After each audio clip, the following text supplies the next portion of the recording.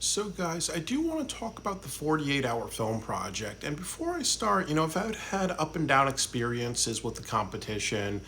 And I know, like, I've talked about, like, when I've done it for, like, some cities, I had some experiences that were, really positive and some that were really traumatizing. But I do feel that, with my videos, I've really just decided that, if I can share any advice to make it a good experience for everybody, but also just give some education about the 48-hour film project, that's good because ultimately I want to make sure that if people participate in this competition, they just know what to expect, really, just understand the inner workings. And then the other thing, too, is just to make the competition better. So I do think that, it's almost like with any film competition, it's a little bit like Walmart, where sometimes if it's working, and there's an issue or whatever or a problem, sometimes they're still going to let it keep working. They're not going to solve problems if it's making money. The same way you go to Walmart and you buy something and it's not the best quality, they're not going to care unless there's major changes. But with that said, I do want to talk about winning in the 48-hour film project, and I think what a lot of people feel is that they do kind of advertise, going to the Cannes Film Festival. And sometimes when you watch the winning films, some of them are really good and very well made, and some of them are just horrible and not well made. And it looks like somebody in high school made a project, meaning that it's just like maybe that person's first film, or it shows that they're very underdeveloped. And I just wanted to like kind of break this down a little bit. That I think the first thing that I will say about the 4 hour film project that many people don't know is city producers do sit in on the judging.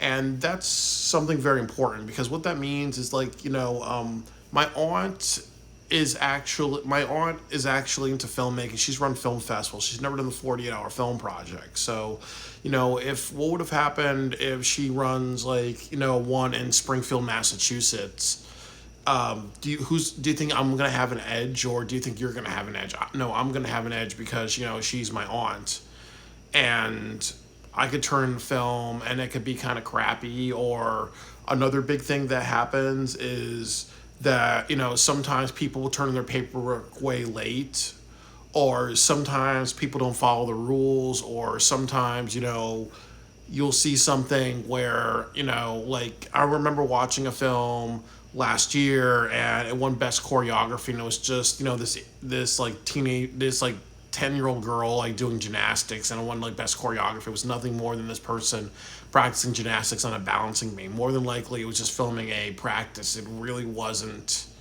anything else. It wasn't like West Side Story. It wasn't somebody just doing something like you saw in the movie Birdman or The Revenant, where it was somebody just capturing this very complicated shot. Really, it was just somebody playing on a balancing beam.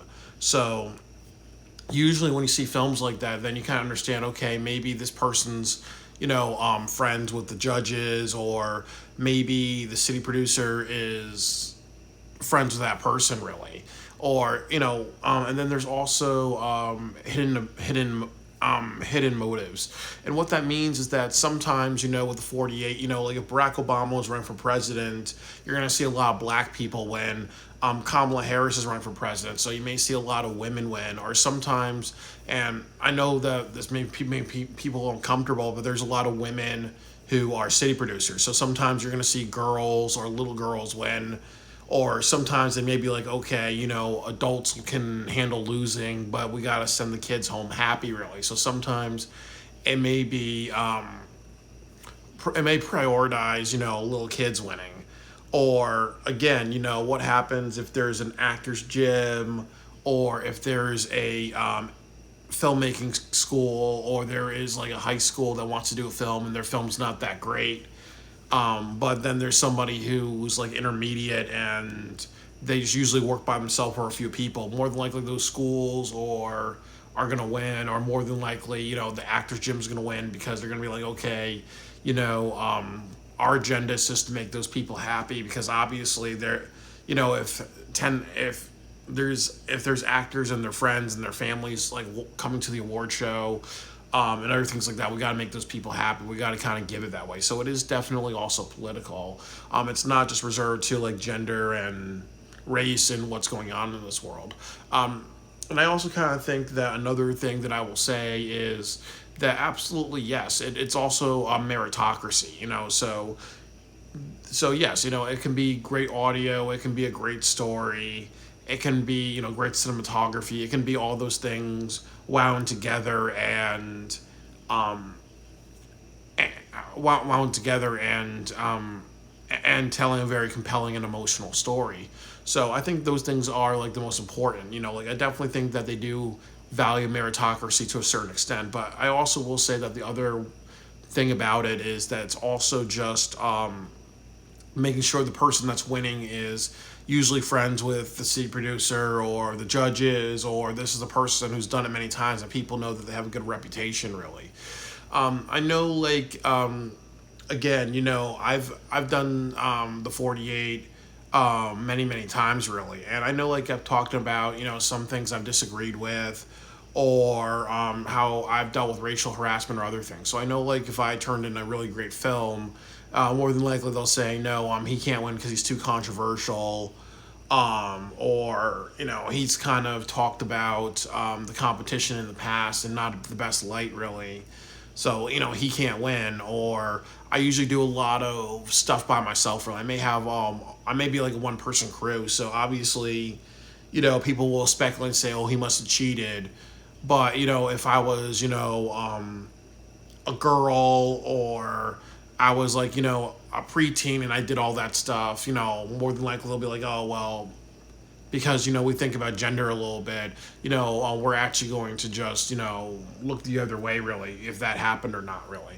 And that's also another thing too, that one of the reasons why big teams win is for two things. Is that, number one, obviously it's very believable that they made a film. If a person, just a one-man crew, and they're very talented and they do a really great job, more than likely they're not going to have that person win, because they may just stereotype that person as a cheater. And then the other part of it is that obviously, like if there's 20 people and they have a family, and that's like, let's say they're friends with 4 or 5 other people, so that's like 80 to 100 tickets. As I said, like, who do you want to make happy? 80 to 100 people, or that one person, really, type of thing, really. So it's definitely also just what's best for like ticket sales and other things like that.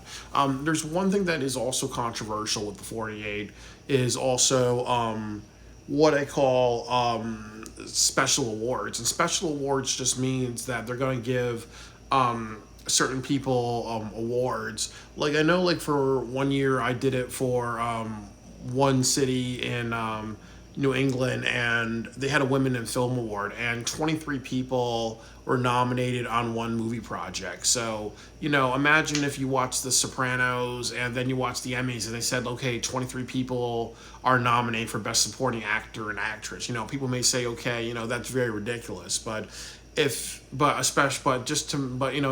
never happened in filmmaking. I know, like with The Godfather and other films like that, you may have multiple actors in one film be nominated for Best Supporting Actor, but nobody's ever been nominated 23 times, and that's clear, like favoritism.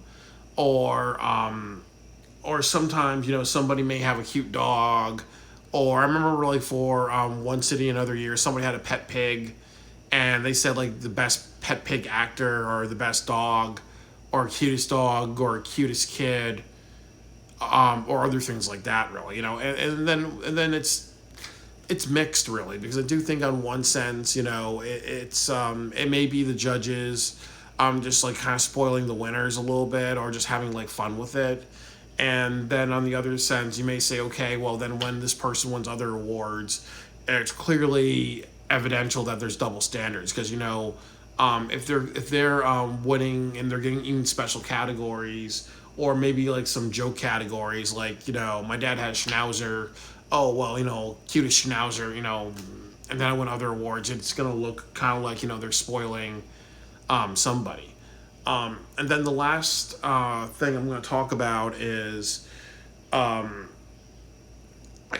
I think, like, that's just about it, really. I just think that also when it comes to the 48, I do think that the important thing that I would say to judges and city producers is that they should not be involved in judging or telling people what to vote for, really.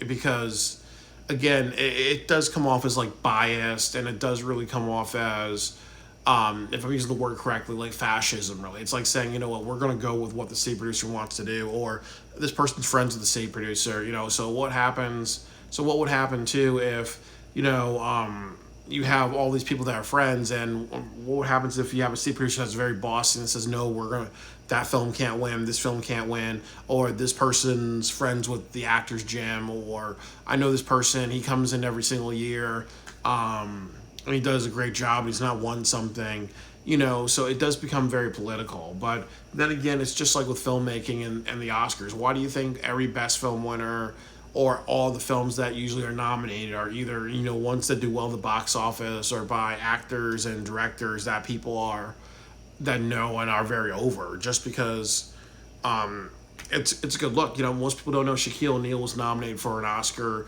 for a short film that he did. I think he actually won that Oscar, but you kind of get what I'm saying. It's usually about the person, and that's in all areas of filmmaking. So I think that if you have an issue with the 48, you have to kind of be like, no shit, Sherlock. That's the whole industry. So I do think that, the next part of it is that, how do you really win the 48? And this is kind of like very theoretical. That, the first thing is that it's not about winning and losing at the competition, because it should be very apparent to everybody, that it's political, it's not a meritocracy, and most filmmaking is not that. It's not meritocracy. It's really who who they want to give the award to, and also really a hidden agenda. So when you make your 48, you got to tell yourself, first of all, why you're doing the competition. Are you doing it to have fun? Are you doing it to compete? Are you doing it to network? Or are you doing it to apply yourself? So, I would like to do the 48 next year, because I really want to improve all my filmmaking skills and my cinematography skills. So I'll probably be like, okay, by this time next year, I want to master all these things, and I want to make a short film and turn it into a 48, and learn things like a drone, Steadicam, good audio, sound design, and other things like that. So, if I spend a year learning those skills, being very self-disciplined and growing, and then I make a 48 next year, and it's very strong, and it's above and beyond, and then I actually don't win any awards, I can't do something like be like, okay, all that work and everything that I put in is all for nothing, because that's just kind of self-defeating, that's just very self-defeating. I have to be like, okay, well, I've grown a lot in these areas, and then maybe I'll do the competition next year, or maybe I will just, said I use this as a way to have a goal to show a piece of work, but I've like spent a year growing and learning and doing all these things, really. So I'm gonna apply those skills on other projects that I want to do, or maybe I'll go to other film festivals, or maybe I will just get a job in filmmaking and all that. Really, that's kind of like a way of applying yourself. And I think the other big part of it is not saying that the goal is to do all this work and expect to win, really, because again, you can't really predict the future. And then, as I said before, you could do a above and beyond job, and it could not win. And it could be, revealed that somebody does a better job than you, or it could be revealed that there's politics, or it could be revealed that, maybe a city producer wants to teach you a tough lesson, like you can do all this work, but winning isn't everything. You need to just get, the reward is that you pat yourself on the shoulder and be proud of yourself. And I know some people may get angry with that, and I've certainly have, because it's like, it does come off as undermining. Because, I think that we all believe that when we work hard and we apply ourselves and we go above and beyond, that should be rewarded in this world. It shouldn't be, a pat on the back, really, or, if you're exceptional and you put in the work, that should be rewarded. It should not be seen as, a sense of being a humble loser, But then the second thing is, people who want to compete. And I think that this is the worst type of people, because, as I said before, these things are not easy to win, because of all the politics and everything in there. And then also the other thing too is that people can be very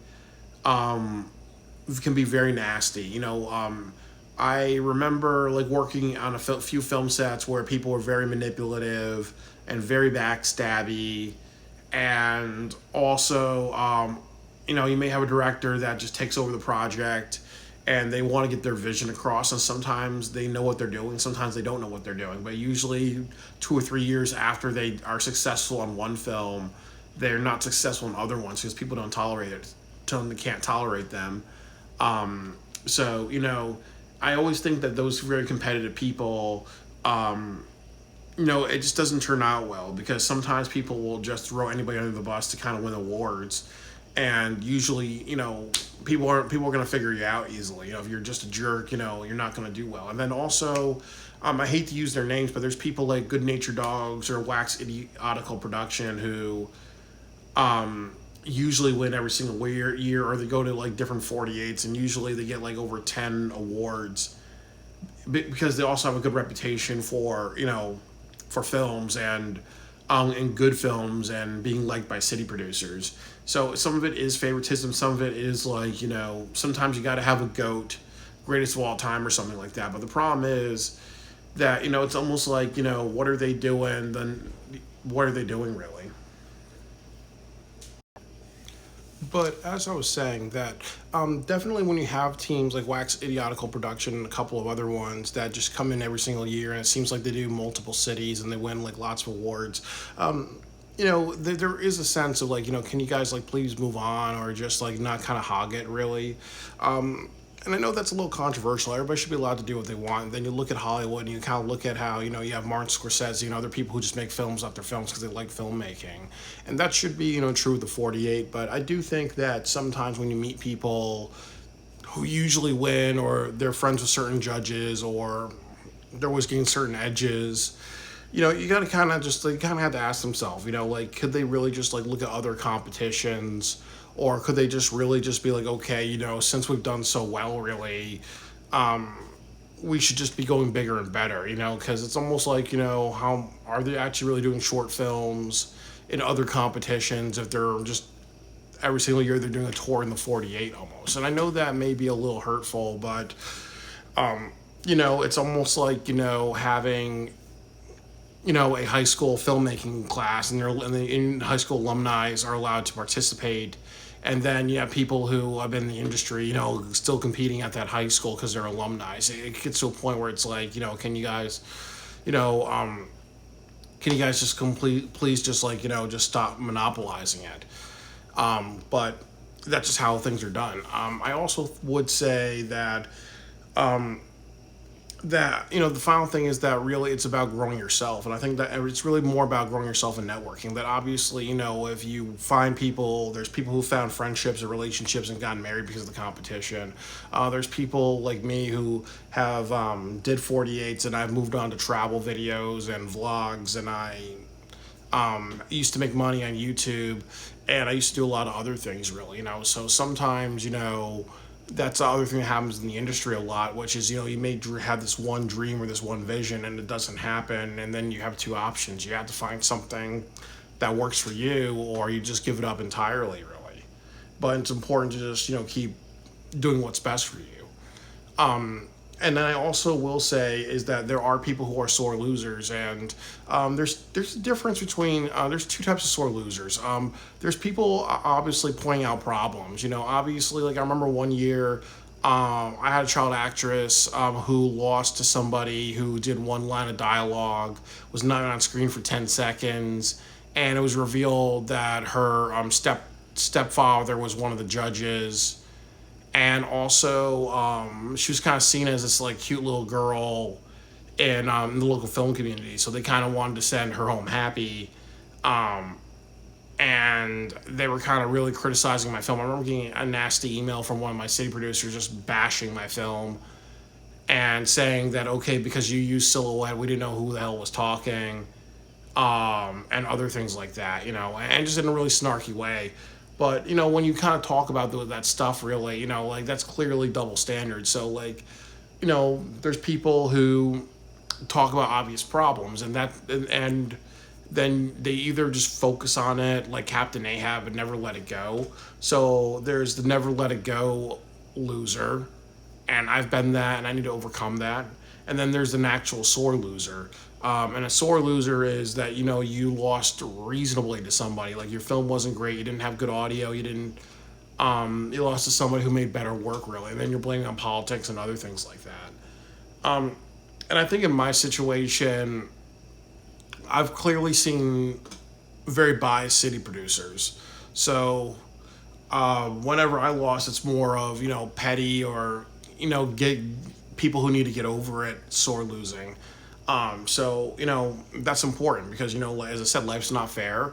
There are hidden agendas, and definitely as a filmmaker, you have to understand that, and you also have to kind of say, what, it's just like gambling in a casino. You know that it's rigged. Like it's wired in a way where only certain people can win, because they computerize all they computerize a lot of the slot machines and other things like that. So you you just have to know that you're not coming into an unfair advantage. You're not coming into a fair advantage, and that's with any film competition. So understanding that it's going to make you feel a lot better. But I really think to win the 48, just to reiterate, it's really about just bring a group of people together and having fun and making a film and not thinking about awards. It's ultimately just saying, what, it comes once a year. So in 2024, their season's like halfway over. So a lot of the film festivals by me are next July and June and July really. So I said, well, do I want to spend the next 10 months actually growing and learning my skills and coming in better and stronger, even if I don't win something, but be proud of my work. And then I think the other thing is, networking and making friendships, and you either leads to relationships or other films or going on to different film festivals, and just doing it because you like doing it. And then I also just think that it is a social gathering. It really is a black social, really. So if you just want to be a part of that, that's good. And then, as I said, like with any award, you even think of the Oscars, that usually after the person speaks on stage and they get off the stage, and that's even with the 48, no one's going to think about that award until maybe like 2 or 3 weeks after it's offered again the following year, really. So winning's definitely not everything, but it's definitely very important to point out, that just like all competitions.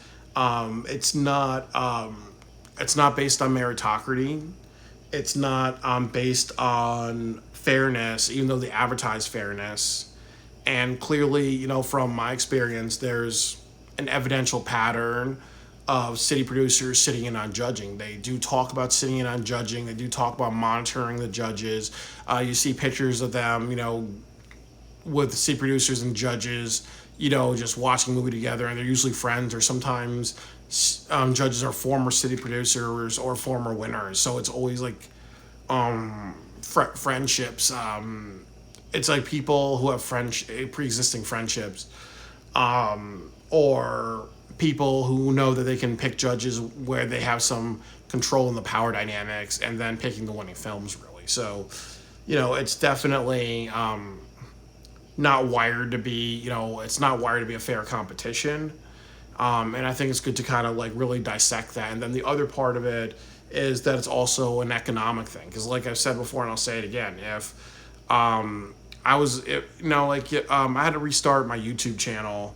So, if I had like, my 1,000 subscribers, and if I showed a film at the 48 and, it was like 200 or 300 people who wanted to see my film, they're all cheering and voting for my film. And if it's not a good film, or if it's a piece of crap, or it's maybe like semi-good, but there's something better, who would have the edge? I would have the edge because I drew the money and all that, really, So that's also a factor as well, really. But then also the other factor is sometimes judges may be friends of the people making films, or sometimes there may be an agenda to give somebody something because they're part of an actor's gym, or they rub somebody the right way, or you look at history and what's going on. Like I said, I'm mixed race, but people think I'm black. If Barack Obama was running for president, I would get something. If Kamala Harris wins, or it looks like she's going to win, they're probably going to give it to a person of color, woman, or you look at nowadays with Donald Trump and people don't like him. So if you kind of have maybe an older white man, um, maybe that person's not going to win because they're going to be like, oh, we would think of Donald Trump or something like that, because people can be like that.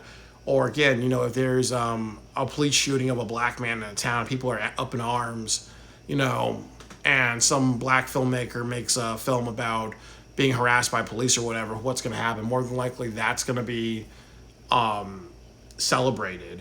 But if there's something like Black Lives Matter's protest on burning down a city or causing a lot of vandalism, and somebody turns in that same film, what do you think's going to happen? That film's not going to win because people are going to say, okay, the mental image would be, okay, we're, like of the people destroying the towns and all that. So it's definitely also based on, just what's going on in society and what message do they want to stand by. But I think really the 48, I think their message really is, right now, to be very pro women. I also understand they want to be pro person of color, but I really also think that they also want to be pro their friends almost, and that's really the case because I remember like how I did for New Haven one year. People were saying it's great that a black guy is doing it. Byron, why don't you want to do this competition? I'm just a black guy who wants to work with other black people. But my friend, I'm JV. He turned to film. He's done a lot of community activism. Obviously, if he was talked the same way, he would just do a protest and it would get a lot of attention on the 48 being bigoted or bigoted, city producers or bigoted friends of city producers, So you honestly see how it's also a little based on, who they know you have to respect because they're gonna raise hell, and who maybe they don't feel like they should respect. So I know it may be a little heartbreaking to realize these things, but I definitely think as a competition to advertise itself as everybody, it's not really for everybody.